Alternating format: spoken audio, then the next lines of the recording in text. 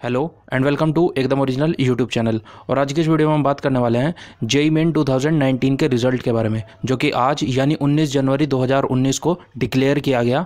सो किस तरीके से आपको रिजल्ट देखना है और उसके रिगार्डिंग बाकी सभी चीज़ों के बारे में आज की इस वीडियो में हम बात करने वाले हैं। So let's start.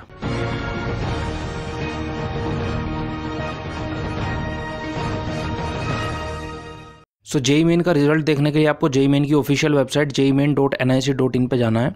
ये इसका होम पेज है और बिल्कुल बीच में ही यहाँ पे लिखा हुआ है जेईई मेन जनवरी 2019 एनटीए स्कोर। ये जो ऑप्शन यहाँ पे आ रहा है इस पर आपको क्लिक करना है। जैसे ही आप इसके ऊपर क्लिक करेंगे तो एक नया पेज खुल जाएगा और उसके अंदर आपको अपनी सारी डिटेल्स डाल के लॉगिन करना है, तभी आप अपना रिजल्ट देख पाएंगे। सबसे पहले आपको अपना एप्लीकेशन नंबर डालना है, उसके बाद डेट ऑफ बर्थ डालनी है, फिर आपको सिक्योरिटी पिन डालना है जो कि हर बार लगाएगा, नीचे लिखा रहेगा, यही आपको डालना है। तो ये तीनों चीज़ें आपको इसके अंदर डालनी है और उसके बाद लॉगिन पे क्लिक करना है। मैं यहाँ पे एप्लीकेशन नंबर थोड़ा सा हाइड किया हुआ है और आप भी अपनी सारी डिटेल्स इसी तरीके से डालना है इसके अंदर, और उसके बाद सिक्योरिटी पिन इसके अंदर एंटर करना है और फिर लॉगिन पे क्लिक कर देना है। जैसे ही आप लॉगिन करेंगे आपका रिजल्ट आपके सामने है और मैं इसको थोड़ा सा एडजस्ट कर लेता हूँ पहले। और कुल मिला के ये जो है आपका रिजल्ट इस तरीके से दिखता है। सबसे पहले आपका एप्लीकेशन नंबर लिखा हुआ है, उसके बाद आपका रोल नंबर लिखा हुआ है, ये दोनों चीज़ें मैंने हाइड करी हुई है। उसके बाद आपकी सारी बेसिक डिटेल दी हुई है, candidate's name, mother's name, father's name, category, gender, state code of eligibility, person with disability, date of birth and nationality. ये आपकी बेसिक डिटेल दी हुई है जो आपने एप्लीकेशन फॉर्म जब अप्लाई किया होगा इसके लिए जो भरी होंगी वो डिटेल्स यहाँ पे ये दिखा रहा है। उसके नीचे मेनली आपका रिजल्ट लिखा हुआ है पेपर 1 BE/BTech, जिसमें सबसे पहले आपका सब्जेक्ट लिखा हुआ है लेफ्ट साइड में, उसके राइट साइड में लिखा हुआ है एनटीए स्कोर।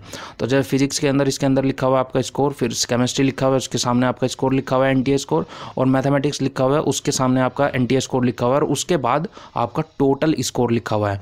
तो सबसे पहले मैं इसका मतलब समझा देता हूँ, क्योंकि इस बार ये चेंज हुआ है 2018 तक जो सीबीएसई कंडक्ट कराता था जेईई मेन, और उसके अंदर आपका डायरेक्टली इसके अंदर एब्सोल्यूट आता था।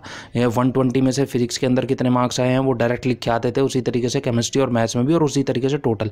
लेकिन इस साल से ये चेंज हुआ है, ये परसेंटाइल स्कोर आया है। आपका जो एनटीए स्कोर दिखा रहा है ये परसेंटाइल स्कोर है, नॉर्मलाइज्ड स्कोर है। इसके अंदर मैं फिजिक्स के अंदर बता दूं, फिजिक्स के अंदर आपके 80.19 इतने मार्क्स है, 80 मान लीजिए, 80 परसेंटाइल मार्क्स है।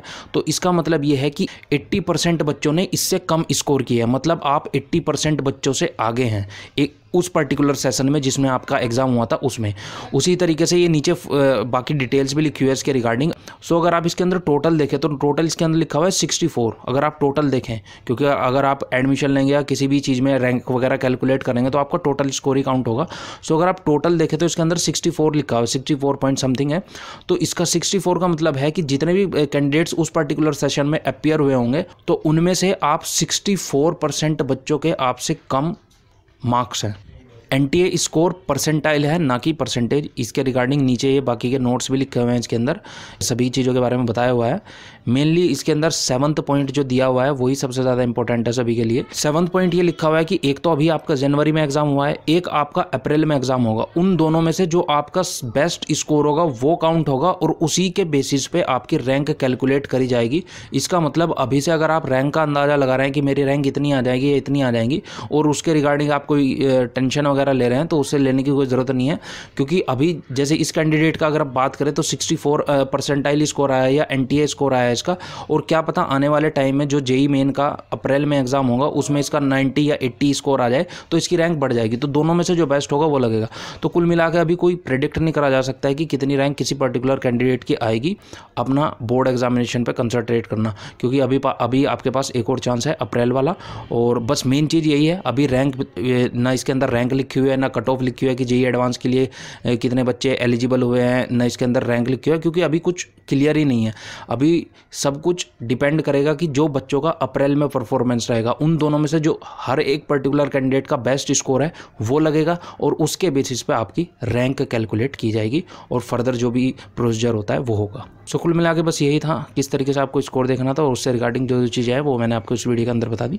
Thank you for watching.